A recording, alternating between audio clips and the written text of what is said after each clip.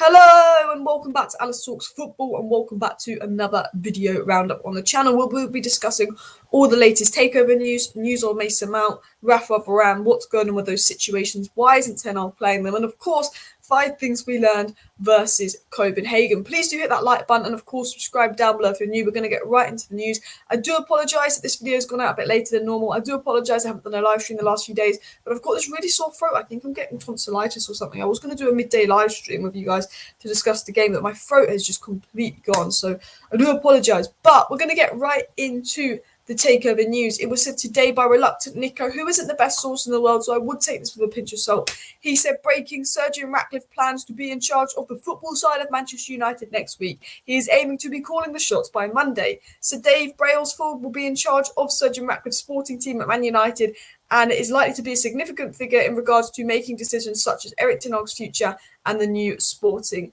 director, which is interesting there. I want to see Blanc, I want to see Paul Mitchell come in, and I want to see Joel Glazer and all the Glazers get out of there.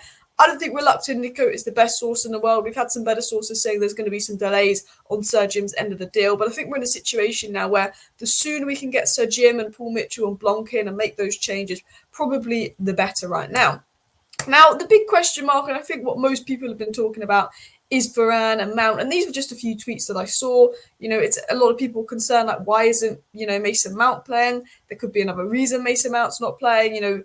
Odds on FPL, who actually gets a lot of leaks, says there's more to the Varane situation than meets the eye. He's been fit for a while now. Some people even think Varane purposely made us lose. I don't believe that. I don't think Varane purposely made us lose at all. He's just not that comfortable on the ball. But it does feel like there's something wrong with Varane. There's a lot of rumours of him leaving in January. So what do we really know on this Raphael Varane Mason Mount situation? Well, one thing we do know, and the United Marketeers mentioned this in one of the videos, this wasn't exact word for word, but they said something along the lines of Varane wasn't happy when he was dropped for tactical reasons versus the Manchester derby, and this didn't go down in the dressing room well. I think it was the United Marketeers or someone else mentioned that, Casemiro being subbed off and Ten Hag making a comment saying we want to play football, and Varane not playing for tactical reasons made a lot of players start to question Ten Hag in the dressing room, and we know that Varane reportedly wasn't very happy with the fact that he wasn't picked.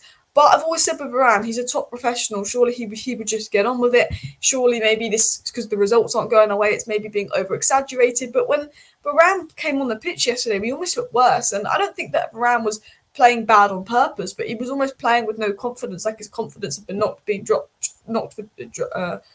for Johnny Evans. And I think as well, Johnny Evans is a little bit better on the ball, which is maybe why Ten Hag tactically picked him. Obviously, Varane's a miles better centre-back than Johnny Evans, but I think better on the left side, better on his left foot, better on the ball, maybe balance, because Ten Hag's always been big on play left footers on the left and play right footers on the right, apart from the wingers that he likes inverted. But we know from Insider United, now Insider United is one of those sources that, it's not particularly a source, but this is the guy that told us that Wan-Bissaka was injured. The Athletic said the exact same thing 2 days later. Insider United, whenever he puts out a tweet about injuries and stuff, he seems to be spot on. So he's definitely got information inside United, because then it gets later confirmed by the Athletic. And he said that Varane missed training because and was dropped for a mysterious illness. So he said when Varane missed training, it was because he wasn't happy for something. And then the following day, like 2 days after Varane missed training, he was ill and he was dropped from the squad. He was dropped for tactical reasons versus City. He missed training because he wasn't happy about something. He missed the next game because he was ill. And then he was benched the 2 games after. So look, I don't think there's something right with Varane here. I'm not here to speculate. I don't think Varane deliberately made us lose like a lot of people are saying. But there's definitely something going on with that Varane situation. Maybe he's going to get a move in January. I think he's too big of a player to lose in January, but it's a bit sus. But I think Varane's a top professional, and I think it might just be one of those where he starts playing week in, week out soon, and we forget about it. Now, the big one for me is Mason Mount, because I'm looking at it right now and saying, is Mason Mount a Ten Hag signing? We signed Mason Mount because apparently Ten Hag wanted him so much. He had 1 year left on his contract, and we paid 55 million for him when we could have waited for him. We gave him the number 7 shirt, and we've barely played him. And when he's played, apart from this game, because we took off Hojlund for Mason Mount, so there was just no balance and we got worse. But for the most part, post-injury, when Mason Mount's played, he's been decent. So I'm sitting here thinking, is Mason Mount a Ten Hag signing? Because it's giving me Donny van de Beek vibes. I won't lie to you. I don't know your thoughts, but look, I think we have to not jump on things too quickly. Mason Mount and Varane aren't playing. It's a bit questionable, but I think we did play well the first 40 minutes. Evans and Maguire worked really well at the back before he came off injured. You've got to look at McTominay and Eriksen in that pivot. They played a lot deeper together and there's a lot more balance and we got a lot better in build-up, which we're going to talk about. Because now we're going to be diving into 5 things we learned. And I see people going Ten Hag out. I see people going, oh, it's Varane's fault. But for me, everyone is to blame. Everyone has cost us in the UCL. And I saw this tweet by United People's TV, which I think hits the nail on the head. Versus Bayern, Onana makes an awful error.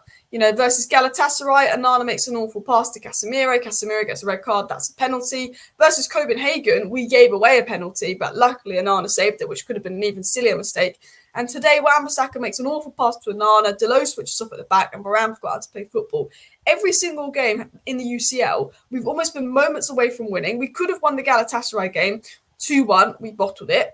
To be honest, we could have got a result versus Bayern Munich if it wasn't for that dodgy penalty on Eriksen as well, and the Onana mistake. It's like every single Champions League game we've been so close to getting a result, but it's not even been like something Ten Hag's done. It's been an individual player error that has cost us, which does bring us into this point from Doogie. And I'm not going to say that Ten Hag is blameless. I understand that Ten Hag has to take responsibility and do better, but I think it's on everyone. And I think Doogie made a really good point here. He said watching the last 2 Copenhagen goals last night is quite an experience. Hojlund and Wan-Bissaka were just determined not to concede a penalty, so they failed to close down the cross. Delot was very, very, very, very easily beaten at the back post, which was unacceptable from Delot, because despite that, Delot did have a really good game.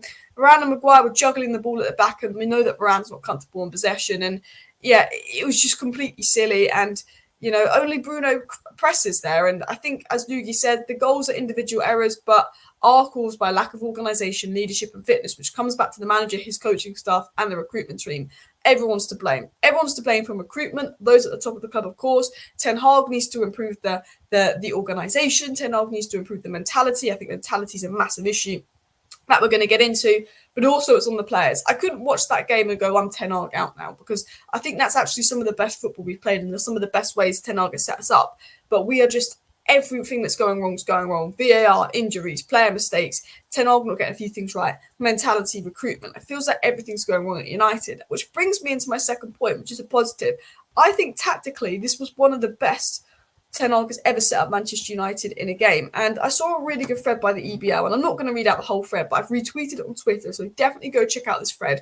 And he made 2 interesting points on this thread that I want to read out. He said Manchester United built up in a 4-2-4 shape with a heavy emphasis on the double pivot of McTominay and Eriksen making passes and getting involved in build-up. It was refreshing to see United build play with players in close proximity and with midfielders heavily involved. This season, we keep doing long ball switches of play, boost it up, Hojlund holds up the ball, or our wingers need to create something out of nothing and carry the ball forward for us to build up the pitch. We've had this big hole in the midfield because we played with 1-6 and 2 number 8s ahead. Whereas Ten Hag actually started to play with a double pivot. He went back to the 4-2-3-1 instead of the 4-3-3 and played McTominay and Eriksen as 6s alongside each other and then Bruno ahead. And I think that worked a lot better. And as EBL said here, this saw United consistently and effectively progress play between the lines while also possessing a major threat in transitional situations, as Bruno often received facing the opposition goal with runners ahead of him. Then when play broke down, they counter-pressed superbly. That first 42 minutes before the red card, that was some of the best football I've seen Man United play all season. We were on our way to a 4-5-0 win, playing absolutely fantastic football. We were looking like we were going to cause them a lot of problems. And then the red card happened and we capitulated, which says a lot about mentality for me. But I want to talk about another positive before I get into the negatives. And the third thing we learned is that Rasmus Hojlund was so good. We spoke about how I think Ten Hag set us up well. We've spoken about a lot of things, but the man of the match, the guy we should have been speaking about at the end of the game, is Rasmus Hojlund. Incredible yet again. And it's so annoying because in the Bayern game, we should have been speaking about how good Rasmus Hojlund was, but we're talking about individual mistakes. In the Galatasaray game, we should have been speaking about how good Rasmus Hojlund was. We're talking about individual mistakes. And then today, we should be talking about how good Rasmus Hojlund was, how he probably would have got a hat-trick if Rashford wasn't sent off, and how he almost got a hat-trick. And now we have to go and speak about individual mistakes. But what I like about Hojlund is, look, 5 goals, 4 UCL games, statistically brilliant. But it's not just about the goals. He can run, he can dribble, he can pass, he can press, he can hold up the ball well. He's physically strong. He makes us a better side. Even in games where he doesn't score, his ability to dribble and hold up the ball makes us a lot better. And we got worse when we subbed him off because we're down to 10 men we need a goal. And the one guy that can hold up the ball and give us control in the final third, we sub off. And that is on Erik Ten Hag. But what I like about Hojlund is he's got an elite mentality. He's been subbed off a few times by Ten Hag. He's a young player, but he's so hungry to score goals. He hasn't got the goals in the Premier League, but he's so hungry to score goals. Ten Hag spoke about Hojlund saying, look, he knows we've got a problem in creating chances. He's very patient. He works hard. And I think Rasmus Hojlund, £72 million, 20 years of age, barely played much first-team football and got this big move to United, and he came in with such confidence. Everyone was criticising Hojlund in the media. Everyone was saying, what a waste of money. What are Man United doing? There was a lot of negativity around the Hojlund move, which is going to knock Hojlund's confidence. But he had that self-belief and confidence to make that move to United. And I will say this right now, Hojlund is the brightest spark in the Man United squad right now. Hojlund is one of the very few players at Manchester United that I actually like at the moment. He's one of the only positives going forward. And what I like about Hojlund is after the match, he was so positive. He said, look, we didn't get the result here. The stadium, it's very good because he's obviously a Copenhagen guy. The atmosphere's hard. We struggled when we went down to 10 men. But Rasmus Hojlund said, every player in the dressing room is confident. Every player backs Ten Hag, even though we've lost. And I like that Hojlund's come out publicly saying we back Ten Hag, we're confident. I just like Hojlund. I like his mentality and everything. But mentality is the biggest issue at Manchester United. Yes, VAR has thrown us under the bus so many times this season. Yes, it feels like every referee decision goes against us. We are cursed. We get injury after injury after injury. But would Man City capitulate like that after going down to 10 men? Would Liverpool capitulate like that after going down to 10 men? Liverpool have gone down to 10 men loads of times this season and ended up winning. We capitulated. We conceded a goal within 4 minutes of going down to 10 men. Silly penalty. Then we go 3-2 up, and then we concede 2 goals in quick succession. And Rio Ferdinand was right. And this is what Rio said after the game. He said they capitulate, and that for me is a sign of lack of character when they're in that situation of adversity. They don't have enough leaders and characters to get through it. And that's what you need. It's not a question of capacity in these situations. Rio said leaders bring out the best in their teammates. That's what we need to see. But again, it all comes from the manager. The manager is the one who steers the ship. It's up to him to responsibly. The players must take responsibility, but so does the manager. Up to him to take responsibility. Why did I say responsibly? Up to him to take responsibility, but so should the players, so should the manager. And I think Rio was spot on here. The players' mentality is weak. The way they capitulate, the character in the squad is awful. But a big part on that is Ten Hag's got to get that out. Ten Hag's got to get that belief. And I understand it. We play well, then the VAR decision goes against us time and time again. We play well, we concede a silly goal. We take the lead, we make a silly mistake. But there's just so many mistakes and so little confidence in the squad. And I actually think once we sort out our mentality and once we get some confidence, we'll probably stop making these silly mistakes that are costing us in big games. Which brings me to the fifth and final thing we learned is that we must respond to setbacks better. Paul Scholes said this, Ten Hag was unlucky tonight, but Man United fought well. They lacked a bit of leadership. It's not easy playing away in Europe. But he said once they concede once, you have a feeling they're going to concede again. You can't keep doing that every week. And he's spot on. As soon as we conceded that 3-3, I knew that they were going to win 4-3. When we played Galatasaray and we're 2-1 up and it goes to 2-2, I know we're losing 3-2. When it went to 3-3, I know we're losing 4-3. It's like if we are leading and we concede a goal, then we'll concede another goal minutes later. We had 10 men in those Galatasaray and Copenhagen games, of course, which doesn't help. But the organisation definitely needs to improve from Ten Hag. But it's the mentality. We switch off so easily. We make so many mistakes. And I think the fact that when we were 3-3, we played a really deep line, almost 2 defensively. Maguire and Varane were 2 pinned back. Varane isn't super comfortable with the ball. They were juggling it around at the back and they didn't look with confidence. And United just need to respond to setbacks better. As soon as it went to 3-3, we lost all confidence. And then they won at 4-3, which they should have never been able to win the game 4-3. But I also want to point out something. I think Martin and Shaw are big misses in terms of mentality, because I think a lot of the mistakes and how we respond to setbacks comes down to mentality. And Marcel Sabitzer said this. He said, Casemiro, Shaw and Martinez, they are the leaders that provide structure and stability to the team. Casemiro, Shaw and Martinez were missing today. Shaw and Martinez have been missing for the most of the season. They've been really important in build-up. Whether you like Luke Shaw or not, him and Martinez make us a lot better in build-up. And him and Martinez have sort of known to be leaders at United. And I do think that we massively missed that in the squad.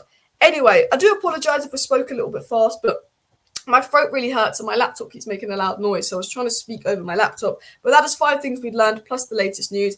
If my throat feels better, I will be live tonight around 7 p.m. Thank you for watching. Please do hit that like button, subscribe down below if you're new. See you next time. Bye.